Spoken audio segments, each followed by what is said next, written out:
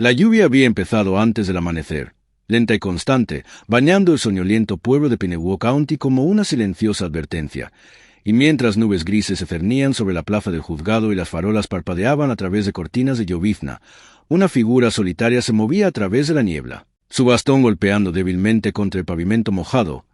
Hayes Johnson, de 74 años, vestido con un abrigo largo con botones de plata y un sombrero negro desgastado.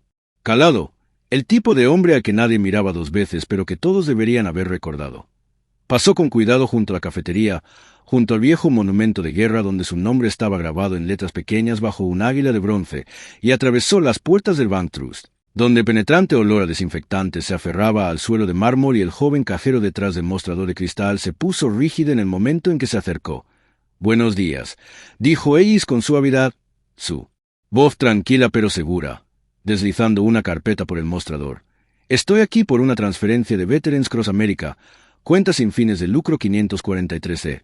Y la cajera, Jessica, no mayor de 22 años, asintió pero no sonrió, mirando el abrigo del anciano hombre negro, el pin militar de latón en su solapa, el maletín de cuero áspero en su mano y el nombre en el papeleo. Luego se detuvo, los dedos flotando inseguros sobre el teclado antes de mirar a su gerente y tocar sutilmente un botón debajo del escritorio etiquetado como Código 4. Persona sospechosa. No era hostilidad en su rostro. Era la inquietud automática e irreflexiva que enseñan demasiadas historias en demasiadas pantallas. El tipo que hace que alguien confíe en su instinto incluso cuando su instinto está impregnado de estereotipos. Y así, en cuestión de minutos, el oficial Darren McCaffrey entró en el vestíbulo del banco, el cinturón tintineando, la mano descansando teatralmente sobre su pistolera como si acabara de entrar en un enfrentamiento en lugar de una investigación financiera, y en el momento en que vio a Hayes, ladró: «Recibimos una llamada. ¿Qué haces aquí?», lo suficientemente fuerte como para que las cabezas se giraran y el silencio cayera. Hayes mantuvo la calma, mostrando su identificación. Una credencial federal real emitida durante sus años de servicio como consultor de seguridad nacional después de retirarse del servicio activo. Pero McCaffrey no miró de cerca, solo miró. Se burló y murmuró: «¿Hiciste esto en Kinko's?», antes de agarrar el brazo de Hayes bruscamente y exigir: «Afuera, ahora», mientras todo el banco contenía la respiración. «Oficial», dijo Hayes, «le aseguro que esto es un malentendido». Pero McCaffrey no estaba escuchando, tirándolo hacia la salida mientras la identificación caía al suelo. El maletín se le caía de la mano y los papeles se esparcían por el vestíbulo. Jessica levantó la vista entonces, con un destello en su rostro. Quizás duda, quizás culpa, pero no dijo nada. Mientras McCaffrey empujaba a Hayes a la parte trasera de la patrulla, con las manos esposadas a la espalda, él solo miró hacia atrás una vez, cruzando la mirada con el gerente del banco y diciendo en voz baja: «No tienes ni idea de lo que acabas de hacer», antes de que la puerta del coche se cerrara de golpe y el vehículo se marchara, dejando tras de sí huellas mojadas. Un vestíbulo silencioso y un momento que desataría una polémica nacional, aunque nadie en ese banco lo sabía aún, ni el cajero, ni el policía, y mucho menos los transeúntes que lo grababan para sus redes sociales, sin saber que en menos de una hora, la comisaría de Pinewood estaría rodeada no por manifestantes, sino por todoterrenos negros y agentes federales armados que llegarían en representación del hombre al que acababan de humillar. La celda estaba fría, húmeda y tenuemente iluminada, con una bombilla parpadeante en el techo que zumbaba como un mosquito atrapado en el tiempo, y Hayes Johnson estaba sentado en silencio en el banco de acero, con las muñecas atadas por delante. Pero su postura inquebrantable, espalda recta, barbilla nivelada, su silencio más fuerte que cualquier protesta. Al otro lado de la habitación, dos oficiales, uno joven y nervioso, el otro de mediana edad con una sonrisa permanente, se apoyaban en el mostrador de admisión compartiendo una bolsa de papas fritas y riéndose de los ancianos que creen que son importantes. Mientras Hayes, imperturbable, desenvolvía lentamente un paquete de tela de dentro de su abrigo que había escapado a la búsqueda de McCaffrey. Una pulsera de cuentas de madera de caoba oscura con 7 esferas pulidas y un pequeño cierre de titanio que, con una sola presión de su uña del pulgar, emitía una señal casi imperceptible. Silenciosa para los que lo rodeaban, pero fuerte en los oídos de la infraestructura federal que todavía le debía a Hayes mucho más de lo que creían. La presión del broche no fue por pánico, sino por protocolo, uno que esperaba no volver a usar nunca más. No desde el día en que abandonó su rol como asesor clasificado de contrainteligencia, después de décadas de servicio que abarcaron desde operaciones en la jungla sudamericana hasta ciberdefensa posterior al 11S, la mayoría enterrado en archivos. Sellados como confidencial. No divulgar sin autorización. La señal de brazalete sonó a través de canales seguros, rebotando desde la torre celular local de Pinnewood hasta un satélite militar de órbita baja y finalmente iluminó una pantalla en Washington, D.C., donde la agente especial Maya Torres estaba tomando café frío en su escritorio en el ala del sótano de un edificio de operaciones federales, medio dormida, hasta que la terminal frente a ella parpadeó en rojo y el nombre XD. Johnson apareció bajo el encabezado de alerta. Señal de prioridad, autorización de veterano Alfa 7. Se quedó paralizado un instante antes de entrar en acción, recordando la voz de Ellis, de años atrás, cuando descifró un complot de terrorismo doméstico con solo una memoria USB y un montón de notas escritas a mano. Era una novata entonces, lidiando con jerga y pistas ciegas, hasta que Ellis le entregó con calma lo que necesitaba y luego desapareció, dejando solo un mensaje doblado que decía: «Confía en tu instinto, pero compruébalo con hechos». El subdirector Briggs estaba a su lado, leyendo el registro, con el rostro endurecido a murmurar: «¿Qué demonios hace el condado de Pinnewood arrestándolo?», después de que Torres pulsara el botón de emergencia. Ellis no llevaba su historial a flor de piel. Más bien, se reflejaba en su forma de hablar, su forma de esperar y en cómo nunca suplicó dignidad porque ya se la había ganado 1000 veces. Fuera de la celda, el agente novato que supervisaba la recepción recibió una llamada de la central de despachos inusual, firme y directa: «Confirme el nombre del detenido en la celda B». Repetición. «Confirmar. ¿Es Ellis Johnson?». Confundido, el agente respondió con indiferencia: «Sí, un viejo, detenido en el banco por actividad sospechosa». «¿Por qué?». Pero la voz al otro lado se endureció y dijo con una claridad que atravesó la línea telefónica barata: «No lo toquen. Aseguren la estación. La respuesta está en marcha. Tiempo estimado de llegada, 30 minutos». De repente, el joven agente dejó de sonreír, con los dedos suspendidos sobre el libro de registro, mientras el agente mayor a su lado se inclinaba y murmuraba: «¿Qué hiciste, chico?». En la trastienda, sin percatarse de que los ojos federales ya lo observaban, McCaffrey presentó su informe con petulante satisfacción, bromeando con el empleado sobre cómo algunos creen que las insignias militares significan que reciben un trato especial, y arrojó la identificación de Ellis sobre el escritorio sin siquiera leer el emblema incrustado, marcado con un sello holográfico que solo los altos funcionarios del Pentágono tenían autorización para verificar. Pero Ellis, sentado en silencio tras las rejas de acero, sabía que la cuenta regresiva había comenzado, no para la venganza, ni siquiera para la justicia en el sentido tradicional, sino para la rendición de cuentas, esa que se extiende por la historia cuando los olvidados deciden que ya no serán invisibles. Y mientras los minutos transcurrían y la lluvia afuera arreciaba, miró hacia el techo con goteras y susurró una sola frase que nadie oyó, pero que aún así tenía peso: «Pronto llegarán». La base de datos federal no fue diseñada para casos cotidianos. Fue diseñada para fantasmas, leyendas y amenazas que nunca llegaron a las noticias, y cuando la señal de socorro de Ellis Johnson llegó a la línea cifrada marcada como Alfa 7, no solo iluminó una pantalla, desencadenó una onda a través de corredores invisibles de poder que la mayoría de los estadounidenses nunca sabrían que existían. En algún lugar debajo del Pentágono, una sala de servidores tumbó silenciosamente hasta que la alerta llegó a su núcleo y avisó a 7 operativos activos, uno de los cuales era el agente especial Maya Torres, que había estado revisando un caso sin resolver en su tercera noche consecutiva en el sótano de la rama de inteligencia del sudeste del FBI cuando su pantalla parpadeó en rojo y mostró un nombre que le heló la sangre. No porque fuera una amenaza, sino porque era sagrado: Johnson, XD, autorización Alfa 7, consultor táctico, desclasificado bajo la directiva 9B, estado activo, guardián silencioso. Maya se puso de pie inmediatamente, con el corazón latiéndole con fuerza, marcando con los dedos al director Briggs antes de que pudiera pensar, y cuando su voz áspera respondió, no dudó: «Es Johnson, señor. Ellis Johnson acaba de activar su brazalete.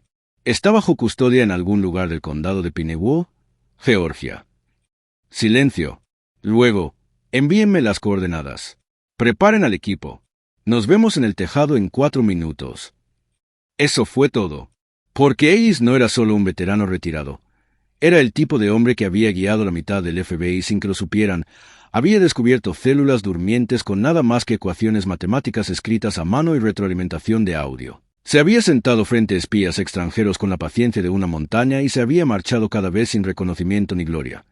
Briggs una vez lo había llamado un activo nacional disfrazado de abuelo tranquilo, y ahora ese activo estaba Esposado en una celda de detención miserable por el delito de preguntar por una transferencia bancaria. Maya agarró su tableta, activó el GPS en tiempo real del brazalete de Ellis y se lo pasó al equipo de transporte, mientras 5 Suburbans negras rugían al salir del complejo, con las llantas rozando el asfalto mojado bajo las sirenas giratorias y las ventanas tintadas. Mientras tanto, en Pinewood, el agente Jenkins, el mismo novato que había registrado a Ellis como viejo, sospechoso, miraba el reloj con nerviosismo, repasando mentalmente las palabras del operador cuando recibió otra llamada, esta directamente del Departamento de Justicia, con una voz clara, cortante e inequívocamente federal. No detendrán a nadie. No cambien de tema. Si sufren algún daño, lo consideraremos una violación de las protecciones federales. Los agentes están en camino. Su rostro palideció. No lo sabíamos, balbuceó. Demasiado tarde para eso, respondió la voz. Aseguren el perímetro y no interfieran. Justo entonces, fuera de la comisaría, se aproximaba un rugido de motores, un rugido bajo y sincronizado como un trueno que se acercaba. Desde el último piso, el oficial McCaffrey miró a través de las persianas y se burló. ¿Algún VIP viene a por su estafador? Antes de regresar para entregar el informe de incidentes de Ellis con el encabezado intento de fraude financiero, veterano sospechoso. Pero dentro de la celda, Ellis no se había movido. Tenía los ojos cerrados, las manos descansando tranquilamente sobre las rodillas, como un hombre en meditación más que en crisis, y cuando el primer destello de las luces de emergencia rojas y azules iluminó las paredes húmedas del exterior, abrió los ojos lentamente y susurró a nadie en particular. «Esa es la caballería». Afuera, las 5 Suburban formaron en perfecta formación. Las puertas se abrieron de golpe con precisión sincronizada, y 10 agentes federales con cazadoras negras y escudos del FBI con letras doradas emergieron como una unidad encubierta, con las armas enfundadas, pero su presencia era más fuerte que los disparos. La agente Torres encabezó la carga, con la mandíbula apretada y su placa reluciendo como una cuchilla, mientras irrumpía por la puerta principal de la comisaría y dejaba caer sus credenciales sobre el mostrador. «¿Dónde está Ace Johnson?», preguntó con una voz tan aguda que cortaba metal, y el agente Jenkins, atónito y sin palabras, solo pudo señalar hacia el pasillo con la voz entrecortada. «¿Celda C? ¿Ahí abajo?» No esperó. Torres se movió rápido, sus botas resonando en las baldosas, rozando los agentes atónitos mientras Briggs la seguía de cerca, con expresión atronadora, su teléfono marcando ya la oficina del gobernador como protocolo de respaldo. McCaffrey salió del pasillo justo a tiempo para chocar con ellos, medio confundido, medio desdeñoso, sacando pecho y diciendo: «Se equivocaron de idea». Era sospechoso, no tenía identificación, estaba armando un escándalo en el banco. Pero Briggs lo interrumpió con una mirada asesina. Arrestaron a un consultor de inteligencia federal con autorización alfa. 7. ¿Tiene idea de lo que eso significa, agente? McCaffrey vaciló. Su sonrisa burlona se desvaneció. Él no dijo nada. Torres lo empujó y llevó a la celda, con las llaves ya recuperadas de las manos temblorosas de Jenkins. Al abrir la puerta, Ellis la miró, ni sorprendida ni aliviada, solo segura, y dijo: «Llegó rápido». Se arrodilló a su lado, con la voz más suave, casi reverente. «Tenía que hacerlo, señor. Me entrenó para actuar cuando es necesario». Ellis se puso de pie lentamente, estirando sus articulaciones rígidas con la paciencia experta de quien una vez pasó 3 días en la selva escuchando los pasos enemigos sin moverse, y cuando Torres le ofreció el brazo, la despidió con un gesto amable, diciendo: «Me metí en esto solo. Saldré de la misma manera». Su voz no denotaba enojo, ni siquiera frialdad. Era firme, la decepción expresada en sílabas, el tipo de tono que podía atormentar a un hombre más tiempo que cualquier maldición. Al salir al pasillo, toda la comisaría quedó en silencio. Incluso McCaffrey, cuya bravuconería se había disuelto en un pálido rubor de confusión, no dijo nada al paso de Ellis. El agente Briggs caminaba un poco detrás, leyendo en voz alta desde su tableta el resumen del historial de Ellis. No a Ellis, sino a los oficiales que los rodeaban. Veterano de combate. Vietnam. Operación Thunder Reef. Condecorado con la Cruz por servicio distinguido por su valor. Tras jubilarse, asesor principal de inteligencia del programa de contrainteligencia Green Sparrow. 3 condecoraciones presidenciales. Clasificación de guardián silencioso. Activo hasta hace 5 años. Retirado con la autorización intacta. Y usted lo esposaron por preguntar por una transferencia bancaria. Nadie respondió. Nadie podía. McCaffrey abrió la boca para protestar, pero una segunda oleada de agentes federales irrumpió por las puertas principales, esta vez con órdenes judiciales selladas. Esta comisaría está siendo investigada por violaciones de los derechos civiles, abuso de autoridad y detención no autorizada de un agente federal protegido, anunció el agente Torres a la sala. Todos los agentes permanecerán en el edificio hasta que se complete una revisión interna. Los agentes actuaron con rapidez, recopilando documentos internos, obteniendo grabaciones de vigilancia y asegurando las comunicaciones digitales. En una esquina, un analista descubrió mensajes de texto internos entre McCaffrey y otro oficial, llenos de insultos, referencias burlonas a viejas falsificaciones e incluso una foto de Ellis esposado con la leyenda «Este idiota se cree de operaciones especiales». Fue más que un error. Fue sistemático y ahora era público. Mientras tanto, Ellis permanecía en la entrada de cristal del edificio, mirando la lluvia que aún caía sobre Pinewood como un bautismo, su reflejo tenue pero firme. Al otro lado de la calle se había congregado una multitud, atraída por la comisaría, las luces, los susurros. Algunos eran vecinos, otros periodistas. Algunos simplemente sentían curiosidad. Pero todos observaron cómo Ellis Johnson, con las manos libres y la espalda recta, bajaba las escaleras de la comisaría, escoltado no por oficiales, sino por agentes que se mantenían más altos en su presencia. Al pie de las escaleras, un adolescente levantó su teléfono y susurró: «¿Ese es el tipo al que arrestaron?» Y una mujer mayor cerca de él, con los ojos llenos de algo entre rabia y asombro, respondió: «Ese es el hombre que salvó este país antes de que la mitad de nosotros siquiera naciera». Ellis no habló a la multitud. No lo necesitaba. Su silencio decía más que un podio. Pero antes de entrar en la camioneta negra que le esperaba, se volvió hacia el agente Torres y le dijo en voz baja: «Asegúrate de que esto nunca le pase a nadie más. Ese es tu trabajo ahora». Con ojos ardientes, ella asintió. «Sí, señor. Lo prometo». Mientras las puertas se cerraban y la camioneta se alejaba, los agentes que iban detrás permanecieron dentro de la estación, desmantelando metódicamente la cultura que había permitido que hombres como McCaffrey actuaran con impunidad. Se ejecutaron las órdenes de arresto. Se redactaron borradores de despidos.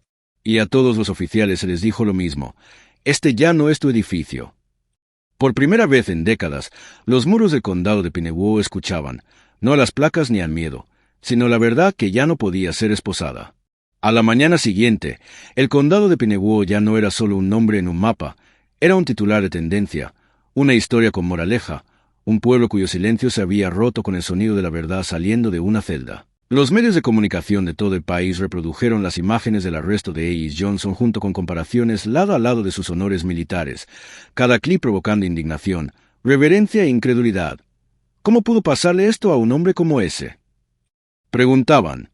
Pero la mejor pregunta, como el propio Ellis planteó más tarde, era: ¿con qué frecuencia le pasa a alguien que no tenía un brazalete? Las imágenes del banco, obtenidas mediante una citación federal, mostraban la agresión de McCaffrey, la vacilación de Jessica, el golpe del maletín contra el suelo y las tranquilas palabras de Ellis, grabadas en la historia: «No tienes ni idea de lo que acabas de hacer». Fue una frase que resonó en las redes sociales, escrita en carteles de protesta e incluso impresa en camisetas como un himno de desafío silencioso.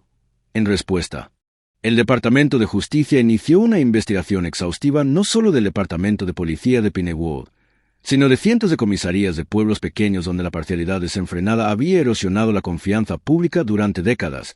El agente Darren McCaffrey fue suspendido indefinidamente en espera de cargos, que incluyen detención ilegal, abuso de autoridad y falsificación de documentos públicos. Su foto petulante de una ceremonia de premios anterior ahora fue reemplazada en Internet por la imagen de ella siendo sacado del banco. Jessica, la joven cajera que lo inició todo, fue entrevistada a la televisión local, donde lloró, admitiendo que actuó por miedo, no por los hechos. «No pretendía que llegara tan lejos», dijo, «pero tampoco lo detuve». Aunque Ellis nunca la condenó directamente, su mensaje grabado en la conferencia de prensa fue inequívocamente claro. El miedo no es una excusa. Todos debemos ser más valientes que las historias que nos han contado. La conferencia de prensa se celebró en las escaleras del Capitolio Estatal, donde Ellis estuvo flanqueado por el agente Torres y el director Briggs, no para buscar atención, sino para asegurarse de que lo sucedido no quedara sepultado bajo la vergüenza burocrática. Habló con franqueza, como siempre lo había hecho, contando la historia no solo de su arresto, sino de toda una vida de silenciosa resistencia, de ser llamado chico después de salvar vidas, de que le pidieran sentarse en la parte trasera de los autobuses incluso con el uniforme puesto, de saludar a una bandera que a veces lo olvidaba. Su discurso se viralizó en cuestión de horas, no por ira, sino por ser innegable. Incluso los legisladores lo notaron. Empezaron a circular proyectos de ley que exigían la expansión de la capacitación federal en verificación de identidad, la reforma de los protocolos policiales locales y una propuesta para designar a los veteranos con historiales de servicio clasificados como un estatus protegido en las bases de datos de las fuerzas del orden.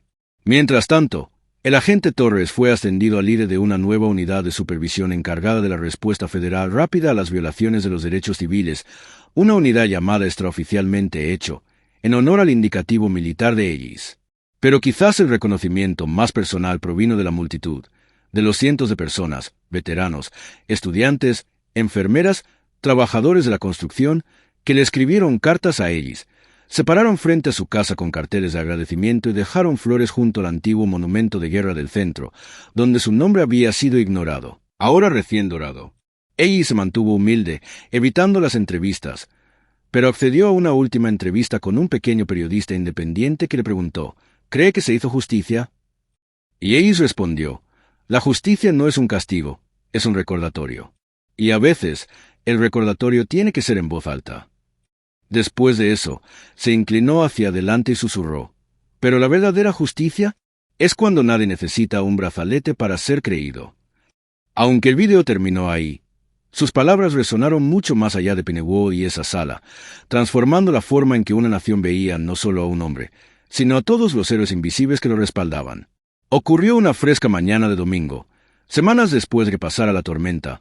Cuando el mundo finalmente recuperó el aliento, comenzó a reflexionar sobre lo que la silenciosa fortaleza de Ellis Johnson había expuesto, cuando el condado de Pinewood se reunió bajo un cielo despejado en la recién restaurada Plaza de los Veteranos. Un lugar abandonado durante mucho tiempo, ahora limpio, pulido y adornado con banderas no solo de la nación, sino de las ramas del servicio, ondeando con orgullo en honor a cada soldado que sirvió sin fanfarrias.